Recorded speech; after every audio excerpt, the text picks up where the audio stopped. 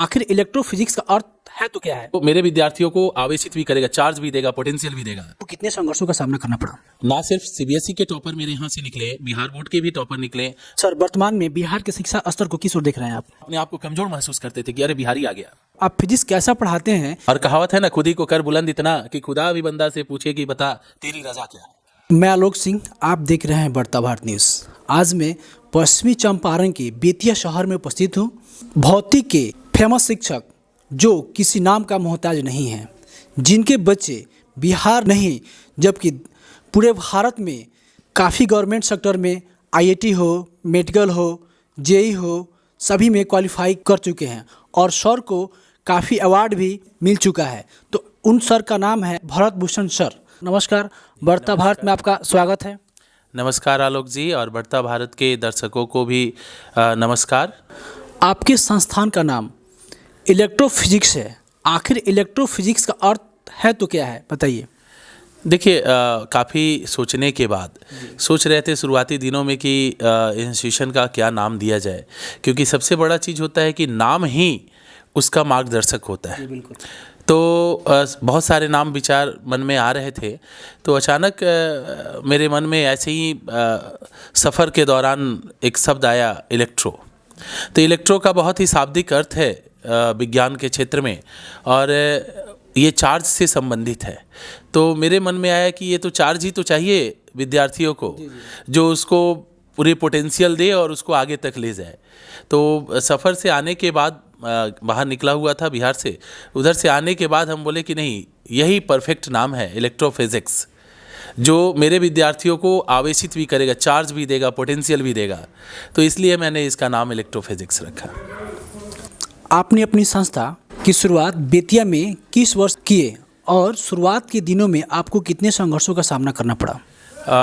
2013 के अगस्त में मैं अपना यहाँ बेतिया में शिक्षा के क्षेत्र में योगदान देना शुरू किया। संघर्ष तो हर एक क्षेत्र में होता ही है, इस क्षेत्र में भी संघर्ष था, लेकिन यहाँ के लोगों का प्यार, बच्चों का सम्मान, ये मुझे बहुत प्रोत्साहित किया, आगे ले गया। और 2013 से मैं यहाँ पे कार्यरत हूँ, और हर साल 2014 की मेरा पहला रिजल्ट था, जिस साल बिहार बोर्ड में बहुत ही कम प्रतिशत से बच्चे पास हुए थे, और उस वर्ष मैं यहाँ एक नया कीर्तिमान बनाया। ना सिर्फ सीबीएसई के टॉपर मेरे यहाँ से निकले, बिहार बोर्ड के भी टॉपर निकले जो डिस्ट्रिक्ट टॉपर थे, और साथ ही साथ मेरे बैच के 60% बच्चे जो हैं उस साल आईआईटी जेईई निकाले। तो ये मेरा पहला रिजल्ट था, जहाँ से मैं यहाँ सफ़र जो है स्टार्ट किया था बेतिया में, और अब तो हर साल ये सफ़र कारवां बढ़ता जाता है। हर साल नित नए कीर्तिमान मेरे बच्चे जो हैं स्थापित करते हैं, और उन्हीं के साथ मैं भी आगे चलता जाता हूँ। सर, वर्तमान में बिहार के शिक्षा स्तर को किस ओर देख रहे हैं आप?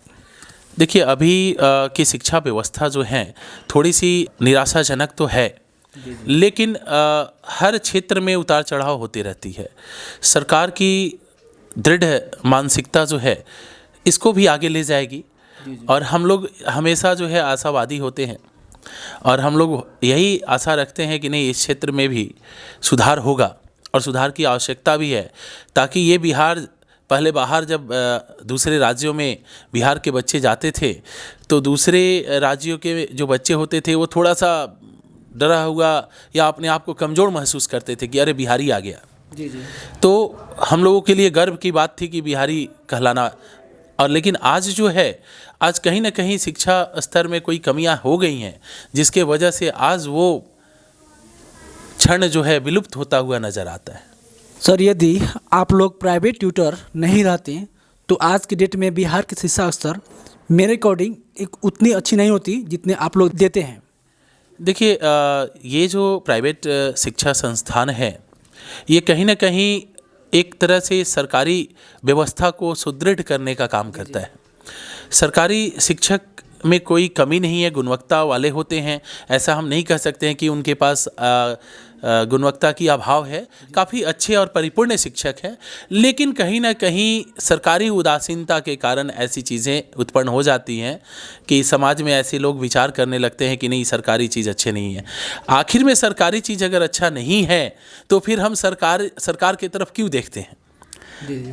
ना, तो एक विरोधाभास रहता है समाज में, जिसके वजह से ये सारी चीज़ें उत्पन्न होता है। हाँ, प्राइवेट कोचिंग या प्राइवेट शिक्षा व्यवस्था जो है वो कहीं ना कहीं सरकार का ही एक अप्रत्यक्ष अंग है, जो सरकार को हमेशा मजबूती प्रदान करने का कार्य करता है। आपके संस्थान से बच्चे जिला टॉप भी किए हैं और बिहार स्तर पे भी टॉप किए हैं, तो आखिर आप फिजिक्स कैसा पढ़ाते हैं कि आपके बच्चे इतने बेहतर कर पाते हैं? देखिए, 2 बार मेरे यहाँ के इलेक्ट्रोफिजिक्स के संस्थान के बच्चे जो हैं पूरे बिहार में परचम को लहराया है, और हम लोगों के साथ साथ जिला का भी मान बढ़ाया है। उसके उतना ही नहीं, प्रत्येक वर्ष इस छोटे से जगह पर, बेतिया बहुत बड़ा जगह नहीं है, छोटा सा जगह है, बहुत सारे बच्चे जो है यहाँ से बाहर चले जाते हैं पढ़ने के लिए। और हमारे यहाँ की मानसिकता भी गार्जियन की ऐसी है कि नहीं, हम बाहर भेजेंगे तभी बच्चे जो है हमारे आईआईटी और मेडिकल निकाल पाते हैं। लेकिन अगर अनुपातिक रूप से आप देखें तो वो रिजल्ट आता नहीं है। लेकिन हम लोग कहीं ना कहीं इस तरफ ध्यान नहीं देते हैं, जबकि अगर उस रेशियो से आप यहाँ की तुलना करें तो बेतिया से प्रत्येक वर्ष जो है जेई और नीट में रिजल्ट आता है। जी जी। तो हम लोग जो है, जो भी बच्चे हमारे पास रहते हैं, पहले तो हम उनको मोटिवेट करते हैं कि आप उस लायक बनो, क्योंकि उनके अंदर भी ऐसी रहता है कि नहीं, हम बाहर जाके ही आगे बढ़ सकते हैं। तो हम लोग उनको पहले तैयार करते हैं, मानसिक रूप से तैयार करते हैं कि नहीं, आप यहाँ से, चूँकि घर से ही कोई मजबूत हो सकता है, बाहर कोई जाके मजबूत नहीं बन सकता है, मजबूत उसको घर से ही होके जाना पड़ता है। तो हम उनको मानसिक रूप से पहले मजबूत करते हैं कि नहीं, आप कर सकते हैं। फिर उसके हिसाब से उनको वातावरण देते हैं कि आप अब इस वातावरण में ढलिए और मेहनत कीजिए, आप किसी से कम नहीं हैं। और हर एक स्तर पर उनकी परीक्षाएं ली जाती हैं, उनको फिर उनकी कमियां बताई जाती है, उसको दूर कराया जाता है, तब जाकर कहीं रिज़ल्ट जो है, एक परिपक्व रिज़ल्ट जो है सामने नज़र आता है। सर, एक कड़वा प्रश्न है कि आपके संस्थान में पढ़ाई के साथ कड़ाई ज़्यादा रहती है, ऐसा क्यों? देखिए, अनुशासन ही किसी भी क्षेत्र में, अनुशासन ही उसकी सफलता का कारण होता है। मेरे यहाँ जो बच्चे आते हैं वो 10th के बाद आते हैं, और 10th के बाद बच्चों में थोड़ा सा चुलबुले बच्चे होते हैं। अगर उन पे थोड़ा अनुशासन नहीं रखा जाएगा तो वो दिग्भ्रमित हो जाएंगे। इस वजह से हम लोग उनको अनुशासन में डालते हैं, ताकि वो बाहर निकले तो कहीं भी जाएं तो लोग कहे कि नहीं, बहुत अच्छे बच्चे हैं। तो बहुत अच्छे बच्चे हैं तो कहाँ पढ़े हैं, किन के बच्चे हैं, तो माँ बाप के साथ साथ संस्थान का भी नाम आए। तो अनुशासन ही हमारा उद्देश्य है कि अनुशासन के साथ पढ़ाई हो, और यही एकमात्र सफलता की कुंजी है। सर, गरीब और असहाय बच्चों के लिए आपकी संस्थाएं किस प्रकार सुविधा प्रदान करती है? देखिए सर, गरीब और असहाय के लिए सबसे पहला चीज़ हम लोग देखते हैं और कि कौन सा वास्तव में कौन बच्चा जो है गरीब है। क्योंकि बहुत सारे बच्चे होते हैं जो पूंजी के अभाव में आगे नहीं बढ़ पाते हैं। तो अगर वास्तविकता उनके साथ होती है तो हम लोग उनकी शिक्षा निःशुल्क करते हैं, और उसके साथ ही उनके रहने का भी प्रबंध हम लोग करते हैं, और जहाँ तक हो पाए उनके पढ़ाई में योगदान भी देते हैं हम लोग। और कहावत है ना, खुद ही को कर बुलंद इतना कि खुदा भी बंदा से पूछे कि बता तेरी रजा क्या है। तो ये सबसे बड़ी चीज़ है कि इंसान कुछ तो करे समाज के लिए, कि समाज जो है उसका नाम ले। आपने पुस्तक भी लिखी है, तो इसके बारे में बताएं सर आप। जी, मेरी पहली पुस्तक जो है 2015 में मास्टर दी एनसीईआरटी के नाम से रिलीज़ हुआ था पटना में श्री कृष्ण मेमोरियल हॉल में। और ऐसे ही कभी कभी कुछ कुछ छोटे छोटे पेजों पे लिख दिया करते थे। तो अचानक से एक बार क्या हुआ कि सबको इकट्ठा करने लगे, तो देखे कि अरे ये तो सारे टॉपिक्स इकट्ठे हो गए। तो मन में आया कि चलो इसको भी प्रिंट करके देखा जाए। तो एक पब्लिकेशन से बात हुई, बाद में अरिहंत से बात हुई, तो उन्होंने इसको पब्लिश किया। और आज के डेट में मेरी 6 पुस्तकें फिज़िक्स के लिए अलग अलग नामों से आती हैं।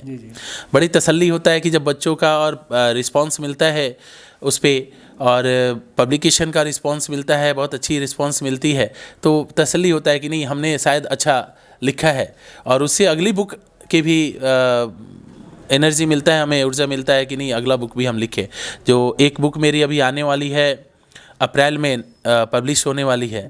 तो उस बुक में भी हम आपको ये करेंगे कि आप भी रहें और आपके ही मन से हम पब्लिश करें उसको। जो अभी इस वर्ष एग्ज़ाम जो होने वाली है 12 की, तो आप कैसा मार्गदर्शन देना चाहेंगे ताकि बिहार बोर्ड या सीबीएसई बोर्ड हो तो आपके मार्गदर्शन से वो बच्चे बेहतर कर सकें? देखिए, बिहार बोर्ड और सीबीएसई बोर्ड में सबसे पहले चीज़ बच्चों को ये देखना चाहिए, आंसर राइटिंग पे सबसे पहले ध्यान देना चाहिए। क्योंकि बहुत सारे प्रॉब्लम होती हैं बच्चों के सामने कि पढ़ लिए लेकिन जब प्रश्न आता है तो कैसे सॉल्व होगा वो नहीं कर पाते हैं, वो वहाँ पे ट्रैप हो जाते हैं कि अब हम करें क्या। तो सबसे पहला उनको काम करना चाहिए कि आंसर राइटिंग करें, जो भी पढ़ते हैं उसको आंसर राइटिंग करें, क्वेश्चन फॉर्मेट में उसको करके उसका आंसर लिखें। दूसरी चीज़, जब वो आंसर राइटिंग करेंगे तो लॉन्ग और शॉर्ट दोनों क्वेश्चन उनके साथ तैयार होता जाएगा और साथ में ऑब्जेक्टिव भी उनका होते जाता है। तो बोर्ड के साथ साथ जो है, जो उनका एम, जो टारगेट अगर है कि इंजीनियरिंग, मेडिकल, आईआईटी और नीट है, तो वो भी इसके साथ साथ उनका तैयारी होता चला जाता है। तो एक ही चीज़ है कि एक बार तो एनसीईआरटी को लाइन बाय लाइन पढ़े और उसके बाद आंसर राइटिंग ज़रूर करें। धन्यवाद सर आपका, आपने अपना कीमती समय दिया। जी आलोक जी, आपको भी और आपके टीम को मेरे तरफ से शुभकामनाएं और बहुत बहुत धन्यवाद। धन्यवाद सर।